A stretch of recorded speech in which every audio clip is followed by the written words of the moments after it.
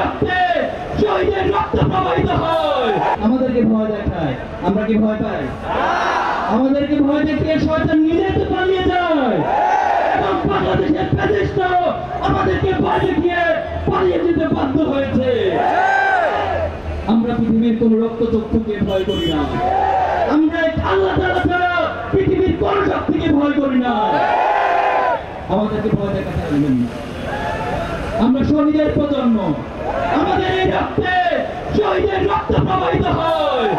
শহীদ মালিক থেকে শুরু করে, শহীদ সাফির থেকে শুরু করে, মীর কাসেম আলী থেকে শুরু করে, শহীদ আবু সাঈদ সহ সকল শহীদের রক্ত আমাদের দেহে প্রবহমান। এজন্য আমরা সবসময় নিজেদেরকে শহীদ মনে করি। যারা নিজেদেরকে শহীদ মনে করে সে প্রজন্মকে পৃথিবীর কোন শক্তি দমিয়ে রাখতে পারবে না। সংগ্রামী উপস্থিতি, আমরা একটি সুন্দর বাংলাদেশ গড়তে চাই। এই বাংলাদেশকে নতুন ভাবে সুন্দরভাবে গড়ে তোলার